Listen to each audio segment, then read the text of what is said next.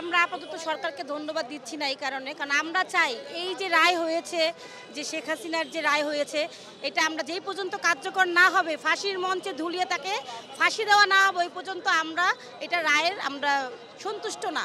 আমরা এটা কার্যকর দেখতে চাই।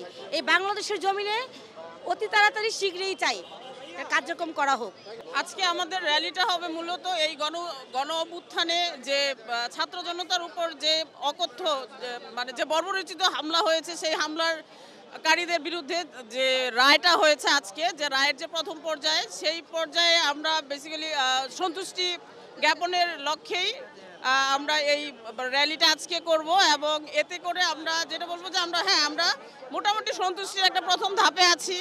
আমরা চাচ্ছি যে এই রায়ে যে সাজাপ্রাপ্ত আসামিদেরকে খুব দ্রুত দেশে এনে যেন তাদের এই রায়টাকে কার্যকর করা হয়, এবং ঠিক এইভাবেই যেন জনসম্মুখে যদি হয় দ্যাটস বেটার। আমরা মনে করি যে এতে করে আগামী 100 বছরও যেন আমাদের দেশে আরও কোনো নতুন কোনো স্বৈরাচার যেন জন্ম নিতে না পারে, সেই ধরনের একটা দৃষ্টান্তমূলক রায় হয়েছে, এবং এটা যদি কার্যকর হয় আমরা আরও বেশি খুশি হব। পাশাপাশি আরও যত আসামিদের ইয়েগুলো হয়েছে, মামলাগুলো হয়েছে, এগুলো যেন খুব দ্রুততম সময়ের মধ্যেই যেন এগুলো নিষ্পত্তি হয়।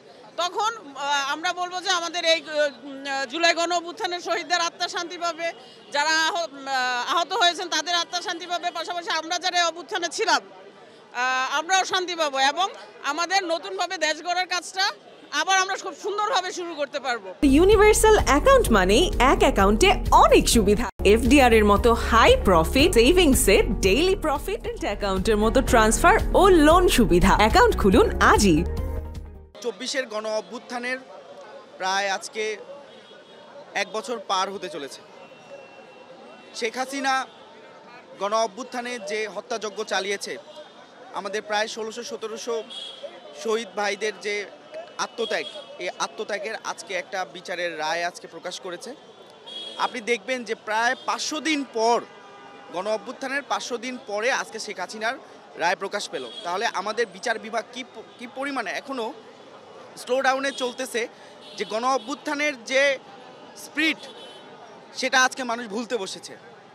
যদি এই রায় যদি তারা 3 মাসের মধ্যে যদি কার্যক্রম করত, এবং হাসিনাকে যদি আজকে যে রায় ফাঁসির রায় দেওয়া হয়েছে সেটা যদি 3 মাস পর, যদি গণ অভ্যুত্থানের 3 মাস পরে যদি এই ফাঁসির রায় কার্যকর হতো, তাহলে অন্তত আজকে আমরা এতদিন হলেও দিল্লির মসনদ থেকে আমরা শেখ হাসিনাকে বের করে নিয়ে এসে বাংলার মাটিতে এনে আমরা ফাঁসি কার্যকর করতে পারতাম। তো আমরা অন্তর্বর্তীকালীন সরকারের যে বিচারিক কার্যক্রম করেছে তার জন্য আজকে আমরা সাধুবাদ জানাই। কিন্তু আমরা এর সাথে সাথে এটাও বলতে চাই, আজকে যে ফাঁসির রায় দেওয়া হয়েছে এটা যেন দ্রুত কার্যকরের মাধ্যমে, শেখ হাসিনার ফাঁসির মাধ্যমে যেন এই রায়টের কার্যকরটি যেন নিষ্পত্তি করে। শেখ হাসিনা যে প্রায় শত শত মানুষের গুম করছে, খুন করছে, এবং পরবর্তীতে জুলাই আন্দোলনে আমাদের প্রায় 2000-এর মতো ভাইদেরকে শহীদ করেছে। আমরা 1400 সংখ্যা বলি, কিন্তু এখনও কিন্তু রাজারবাগে এখনও শনাক্ত হয় না, এখনও শত শত লাশ আছে। সরকার কিন্তু এখনও তাদের পরিচয় শনাক্ত করতে পারে নাই।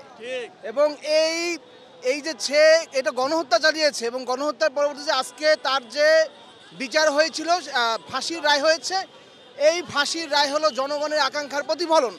এদেশের কোটি মানুষের আকাঙ্ক্ষা ছিল শেখ হাসিনার ফাঁসির রায় হোক। এখন আমরা শুধু ফাঁসির রায় না, ফাঁসির রায়টা বাস্তবায়ন দেখতে চাই।